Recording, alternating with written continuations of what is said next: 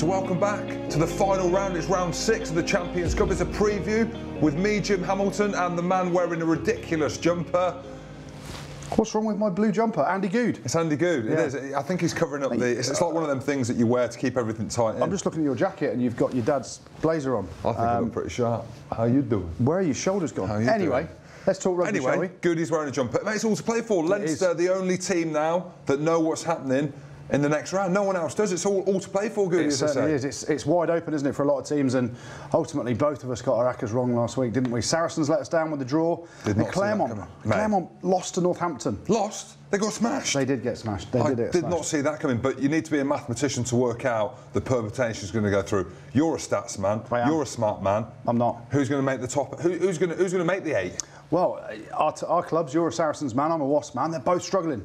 Saracens need a bit of help. They need teams to lose, and they need to score a boatload of points against Northampton. But we picked out some accas. We have. I've picked out some accas for you as well. Easy again? No. Let's have a look. It's difficult. I'll be the judge of that. I'll be the judge. Okay, my first one from my acca, I'm going Bath to beat Treviso over in Italy. You're not happy with that, Treviso. You're not happy with that, are you? Easy. But Bath got stuffed by Scarlets on Friday night at home. How good was that game? It was a very good game. Scarlets were outstanding. Treviso haven't won a game in Europe, surprisingly. They came very close, though, to be fair, against Scarlets away and against Toulon at home. But Bath have to win this with 4 tries as well to get the bonus point to give them any chance of qualifying. They can move up to 18 points, so they're going to go with attacking intent. Really important for me to get on the front foot. And Zach Mercer, who has been playing number 8 for them in the back row, he's been outstanding all year. And what we want to see is more ball carries from him. Here we go here. Look at him here. Running over, I think that's Chris Pennell, the Worcester fullback. Is it? But look at the power in his legs, the ball carry. He bounces. He does need a bit of my help from the front of the head, but he's a guy that gets him on the front foot time after time. And once you get that go forward, you've got Reece Priestland or Freddie Burns in the 10 slot, pulling the strings.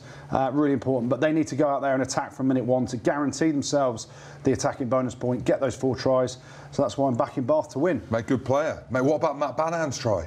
Amazing finish. Can't believe they're letting him go. Gloucester player next year. So I'm going Bath to beat Treviso. My next acca, I'm going Clermont to beat the Ospreys. This is winner takes all. Ospreys obviously drew with Saracens. If Ospreys go there and win, they win the group and qualify for the quarterfinals. Clermont have got 18 points. They can afford to lose this game and still qualify. But back at the Stade Marcel Michelin, they are very, very difficult to beat. Saracens found it hard, but they ran them close. Scott Spedding got the kick to win it in the last minute. But for me, it's all about Le Petit General, Morgan Parra. Le Petit General. Do you like what I did there? Yeah, like Le Petit. I thought it was a yoghurt. Well, you need to get your mind off food. But Morgan Parra, he's their talisman. He's their guy that controls everything for them. They lost their heads in Northampton on Saturday night. Discipline was poor. They went off their game in terms of their attacking game plan. And they didn't look dangerous at all, apart from they scored a try in the first minute. Apart from that, I thought they were pretty poor. Let me stop you there. I thought, my limited knowledge of Petit Generals, I thought he was average. He was. He looked slow. He looked big. You know, he looked unfit. Hold on, why point at me? I don't know. It was the jumper that threw me again. But he looked unfit. Yeah. He really did. He didn't look like his old self. He didn't look like he was up for the game. He needs a big game. But he's their leader as well. He's their captain, a guy that has to control things.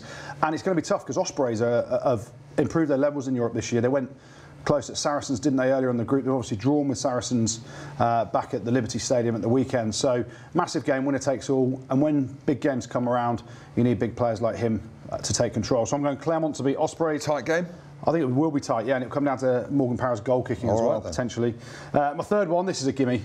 Munster to beat Cast. Cast out the competition. Munster, who lost to Racing at the weekend, really close over in Paris. They're still top of the group. They win that group, they get the home quarter final. And Munster home or away? Munster at home. Of course they have. Thomond Park. No one wins there, do they? No. No one wins there. It's an easy pick then. Token gesture.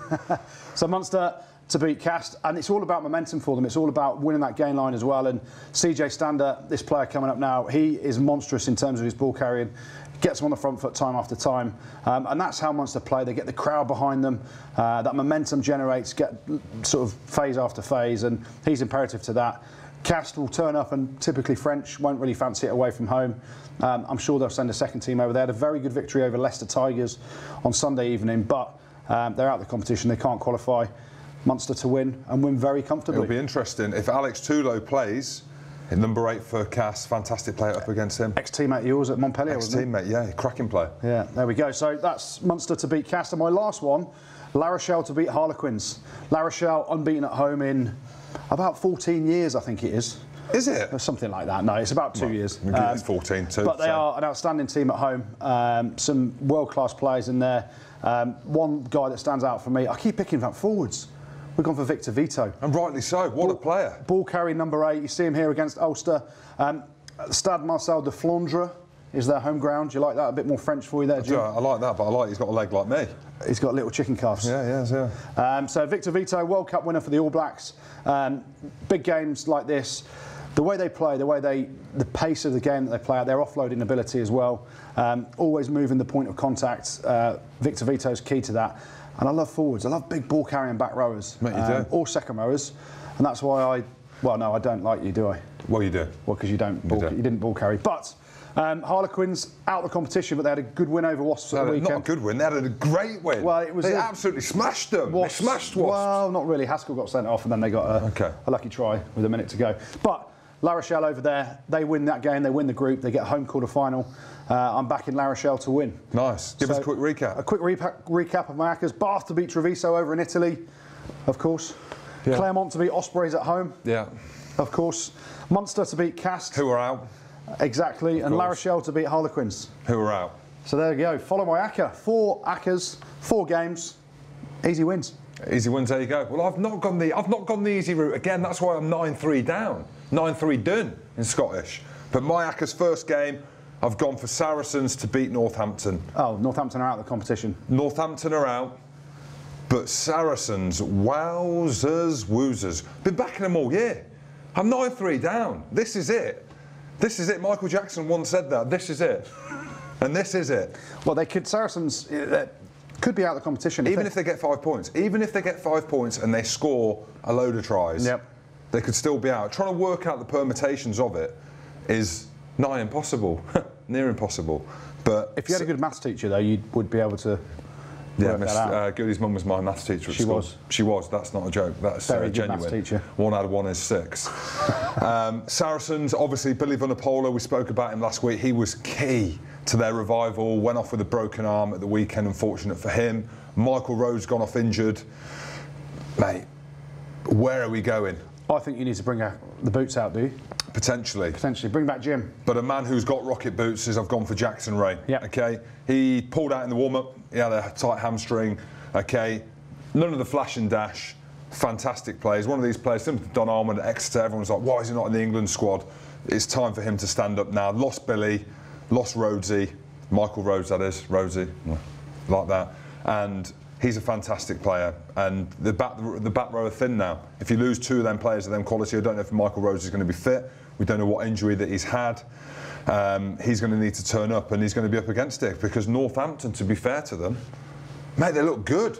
Revitalised under Dean Gaffney. They've risen from the ashes under Dean Gaffney. Dean Gaffney from EastEnders. Not Dean Gaffney, it's Alan Gaffney. Oh, is it? Okay. He's got Weller the dog with him as well, hasn't he? Yeah. So Northampton, I was impressed with them. This is it for Saracens now. It's a turning point. It isn't in their hands, which, saying the champions of Europe, that it isn't in their hands, you'd expect to see them up near the top in this round, but we're not. It's tough for them. I suppose my point is, when Jim Hamilton was playing for Saracens, they didn't lose a game in Europe for 2 years, did they? Jim Hamilton retires. Sad news, sad times. Saracens might not make the knockout stages of Europe.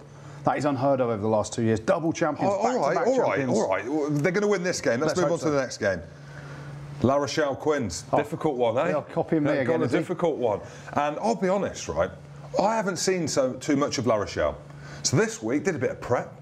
Started looking at what they were like. Wow, they can play rugby. And I've heard of Victor Vito and these guys.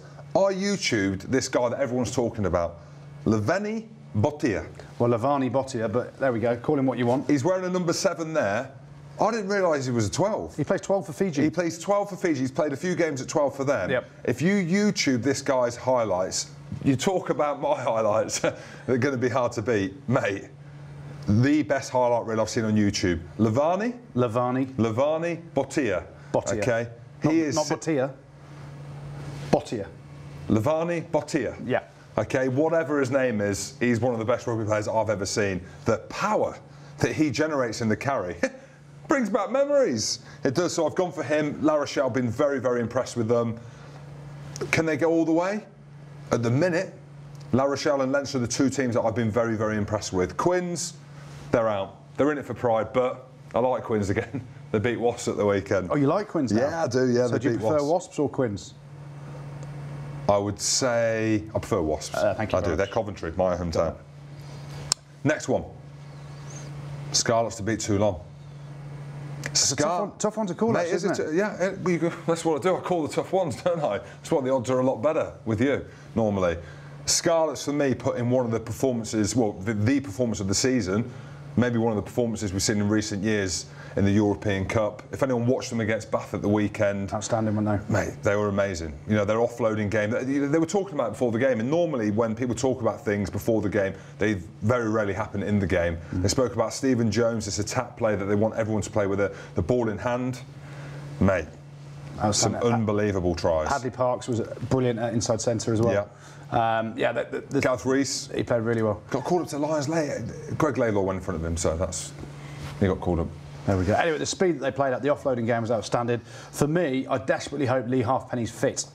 He obviously pulled out of the game. Reece Pratchell ended up playing fullback at the weekend. But if Lee Halfpenny's fit against his old employers, I would love nothing more than Lee Halfpenny kicking the winner, knocking Toulon out of the competition, Scarlets winning the group and going through. Because Murad Boujalal, the owner of Toulon, tore up his contract towards the end of the last year because he went on that Lions tour, which I don't think was the right thing to do. So hopefully Lee Halfpenny's fit, and I'm backing Scarlets to win as well. You are? Well, thank you very much. Thanks for backing me. Yeah, backing Scarlets, you're backing me. But I've picked out one player. Now, if you can say his name, that makes you a better person than me. But he scored a try at the weekend, which is a man from my own heart. Sidestep, Anthony Watson, big second row, Irishman. Yep. He's heading back over to Ireland after this season. Bernie. His surname's Bernie. Well, Tad Burn. Tad Burn, okay. We're going to call him Tad Bernese. Tad Bernese. Tad Burn. Okay, one of the tries of the season, I would say, and it would definitely be contender for the European Cup try of the season. Great player, all-round performance, got man of the match. He was fantastic in that Scarlets team. He's going to be up against it in the Toulon pack. Big old units. But yeah. You just talk about the way he played that talks and shows how Stephen Jones coaches, the dynamic ball carries that he does, and also that pace and the footwork, the ability to beat defenders.